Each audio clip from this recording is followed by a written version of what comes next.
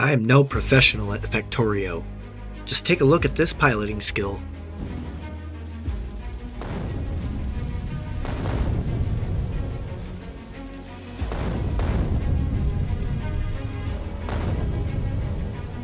But if it's a factory game, or just a game with things on belts, let's be honest here, I'm all about it. Now, anyone who's searched even a little bit of Factorio on YouTube has probably seen those insane Deathworld videos. Well, don't get your hopes up. This isn't one of those. I'm not that good. I have my fair share of time in Factorio, but all the runs I've managed to complete were on the default, lame biter settings. But I've always wanted a little more tension while playing Factorio. Not exactly a death world, but it feels like one to me. So I decided to embark on what I'm calling my Not Quite Deathworld challenge, where I crank nest size up and frequency a bit, but not too much, and see if I can launch a space platform. Hit that subscribe button and come with me in this first installment as I claw my way to automation in a sea of biters. What? 300% is a lot to me, okay? First things first, the Not Quite Deathworld part of the challenge. I want enough biter presence. There will be a bit of risk for making mistakes or being unprepared, but not so many that I succumb to my own despair at seeing the overwhelming numbers every time I open the map screen. I decided to go with the halfway point of 300% size and frequency. That seems like a happy medium of pain to progress, and something I can potentially actually succeed at doing. Also, because I'm a wuss, I cheese the richness to 150% on just Navis. Don't look at me like that. I told you 300% is a lot. After not as many re-rolls as I thought it would take, I find an acceptable seed that I think I can survive and say, is this the map? Is this the one? Do I just hit YOLO and click GOLO? Get the show on the road? Let's do it. A mere 300% cool? Let's get to it. What is all of this? What is this? What is this? What are these little symbols? What is this? Why do we have this stuff? No, my keyboard has some extra buttons on the side. And apparently I hit some unknown hotkeys or something. Why was fire info on? Cause I'm greeted with some weird stuff upon crash landing. Bringing up the debug menu and disabling the culprit, I then address the second instance of the aforementioned weird stuff, which has nothing to do with debugging, it's just weird. I've never spawned into a map where the spaceship is over the top of my iron. After cleaning up the debris, changing my engineer to a nice plup green, and unceremoniously trashing the shipwreck, I place down my first burner miner and furnace and walk away? I better have a good reason for this, cause we ain't gonna be mining single or like a pleb. The actual reason for walking away is twofold. One, it's way more time efficient to find nearby huge rocks to gather starting coal because they give stone and coal when you break them. And two, with so many extra biter nests littered around the world, I'm gonna need to uncover as much map as I can before I start doing much else. Why though, you ask? Well, when the biters expand, they're gonna need generated map chunks to expand to. And if the starting area is the only thing generated, then they only have one place to go. My base. So all this walking at the start is essential for giving the biters extra places to go, and me time to plan and get starting provisions going without having to deal with the expansion parties trying to move in. After not too much walking, I find my first huge rock and start negotiations. Give me the coal.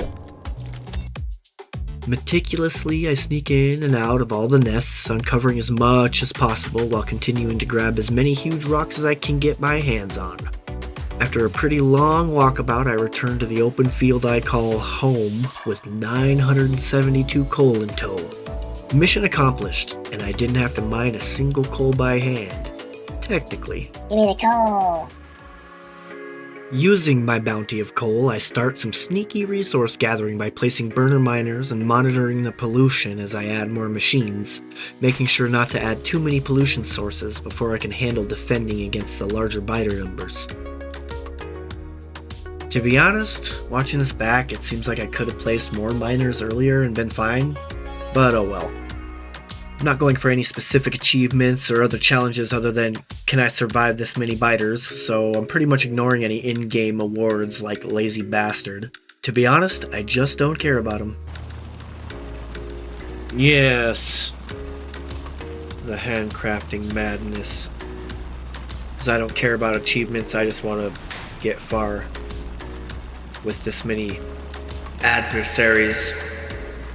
First science crafted, I add more miners onto the iron patch and queue up the first 3 researches I deemed most important: automation, gun turrets, and military 1. Deciding that the little tentacle of water sticking out on the south of my starting lake is the spot for my temporary workshop, I place an offshore pump, boiler, steam engine, and science lab. Look, I have a base. I beat the challenge! Roll the credits!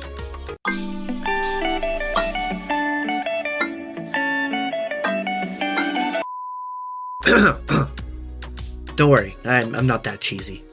Anyway, after placing the 30 red science I handcrafted earlier into the lab and waiting for automation research to finish, the workshop gets extended with some assemblers for crafting intermediate things like gears, coils, and circuits while I'm running around between the ore patches. Having piles of intermediary parts in your inventory can make handcrafting so much faster. Trust me, it seems pointless, but next time you're watching that handcraft queue tick for 3 minutes, you'll realize just how much time it saves you. I continue this silly little circle of gathering iron, then copper, then iron, then coal, filling furnaces and miners, placing materials and assemblers, monitoring pollution, and then doing it all over again. I must have been tense about attracting attacks, because after looking at my pollution, I said, as long as we keep this pollution cloud small, I don't need defenses until the pollution touches them. So as long as we're careful, it's fine. Just might take a little bit to get rocking and rolling, because I'm a wuss and I don't want to trigger them before I'm ready. And directly after that I added more pollution. If I was to put another one down, could the trees handle the pollution absorption? I think they can. We're risking it.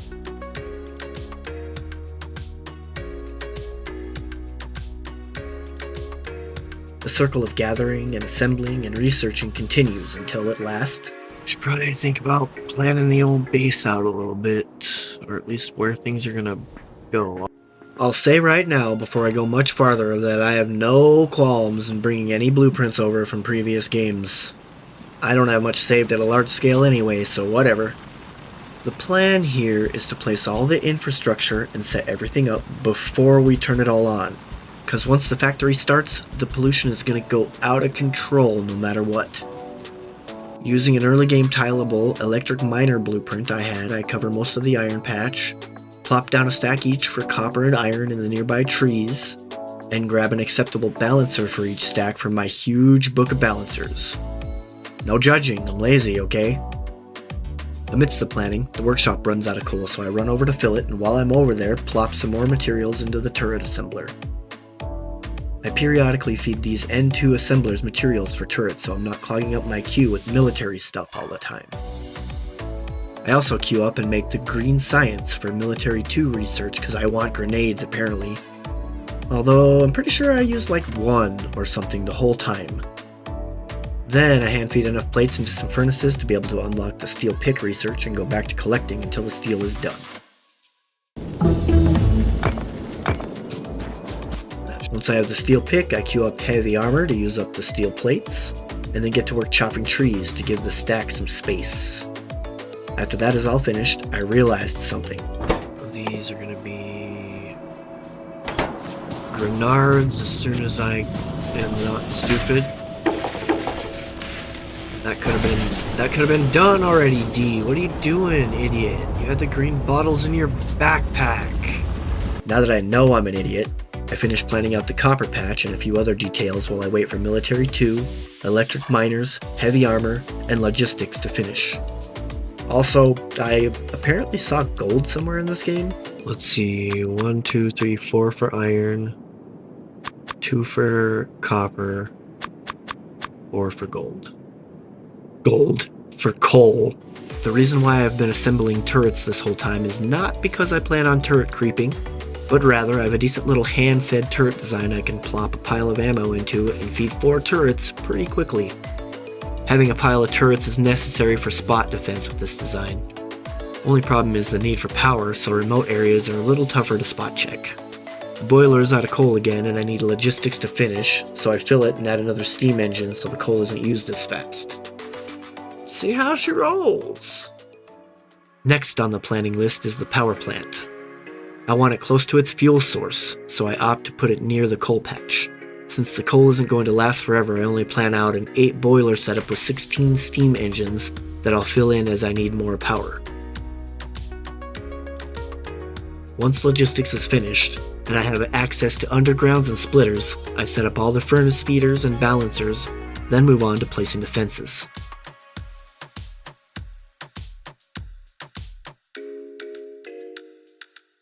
This pretty much just entails me placing one of those little turret designs next to everything I want to protect.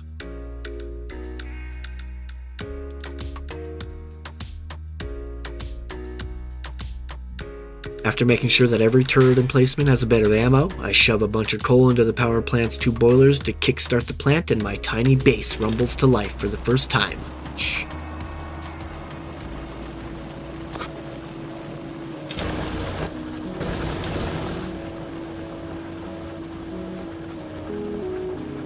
Things rocking and rolling. As soon as the stacks start stacking iron and copper plates, I start work on a little bus to get starting provisions automated, prioritizing ammo and grenades.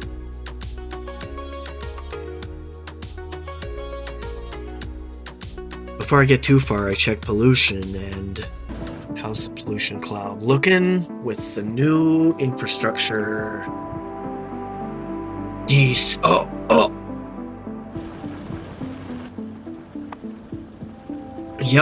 Yup, there was a nest.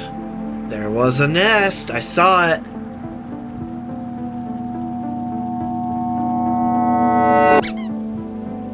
Right there. Not too fazed by an attack looming, I set up a stone mine and get the stone to the bus.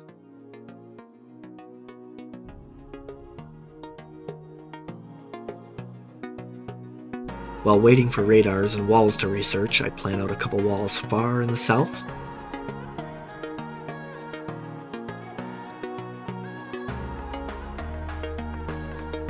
But I can't do much with perimeter planning until I get more map vision, so I go back to building.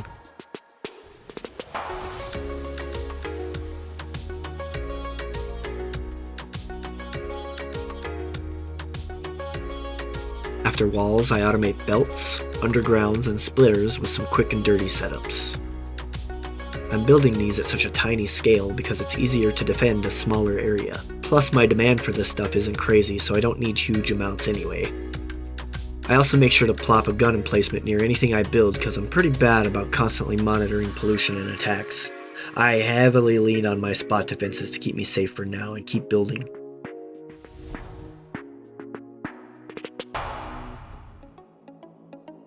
Just before I'm about to start automating science, I spot a biter attack group forming in the north and say, "Look at all these gross bugs." Apparently I don't like them much. Before anyone says anything about my amount of science assemblers, I look up an even ratio eventually and fix it. Don't worry.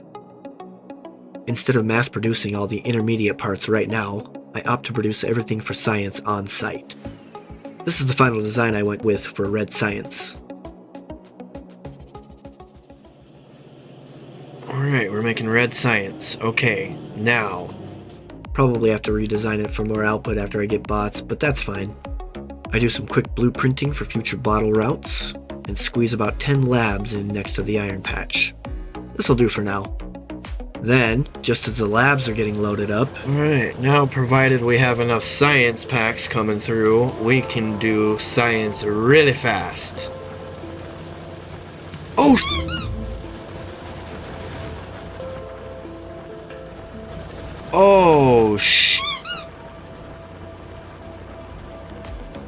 Just a few minutes later, while expanding the power plant, I need to add more. One of these, two of these, one of these, two of these. Disconnect the water for a minute. Bam, bam. Bam, bam, bam. What the hell?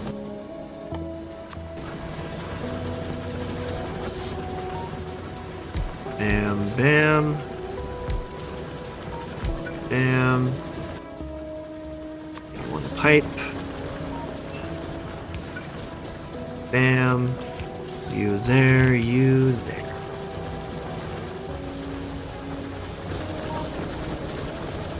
There we go. Ah! Alright, things are starting to get heated. Also, did anyone else notice I didn't hook the water back up? It's alright. Power dropped literally like 2 minutes later and I figured it out. Like here. Oh, wait, we're out of... Why are we out of power?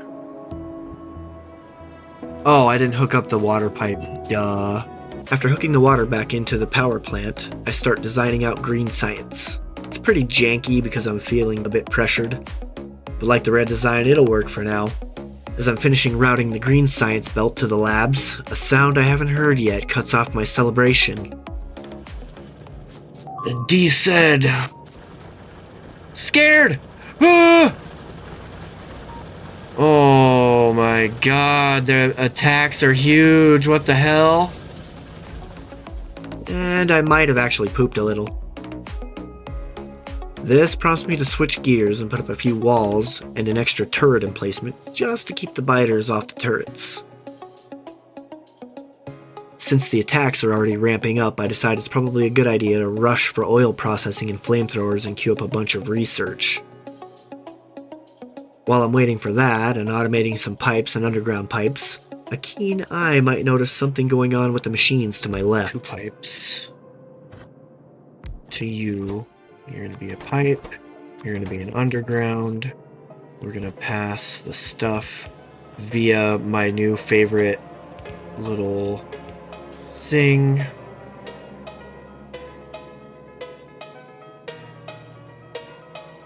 We're out of power. Why do we have no power? Luckily, it was just a simple coal issue. Easily fixed. I must have been starting to feel the pressure because while looking at the pollution cloud again, I said, not exactly a death world, but it feels like one to me. Shaking it off, I make myself a checklist of more stuff to automate and get to work, starting with turrets. And while I'm doing that, a single biter comes running up. Pretty much do the same thing that we did before. Bam. Gears. Oh! Where the f did you come from? Taking a look at my power grid, I decide it's time to expand to the full plan of 8 boilers and 16 steam engines. I don't want to go too much over that because the coal patch isn't infinite. I may add a few more, but not many. There we go, now we're looking good. Tons of power, tons of pollution. Can't get any better than that, right? Then, as I'm expanding the electric miners to give more fuel to the bigger power plant, my first non-turret casualty. Oh yeah, bud, we're definitely gonna be having problems up here. Oh! Oh! No! The science!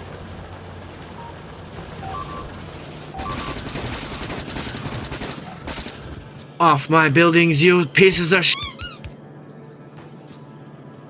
Another luckily small attack with minimal damage. If the settings were higher, I'd be doomed. I start shoring up defenses in the south, then the power plant starts getting munched. So I head up there to also shore up defenses in the north, and it gets attacked again while there's no ammo in the turrets.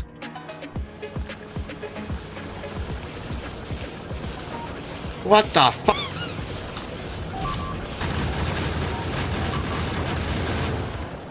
I just made those walls, you bastards!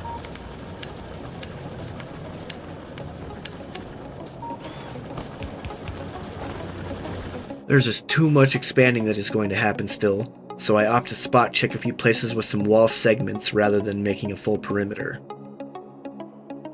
Once I feel like the defenses are good enough for now, I make a pretty cursed inserter setup for all 3 types so I can stop handcrafting 10 at a time. Don't judge me.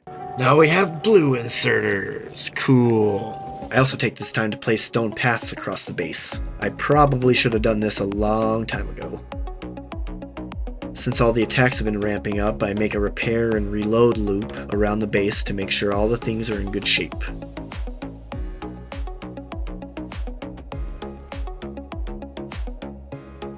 During the loop, I noticed that I forgot to make an assembler that assembles assemblers, so I add one to an already existing line with the same materials and call it good.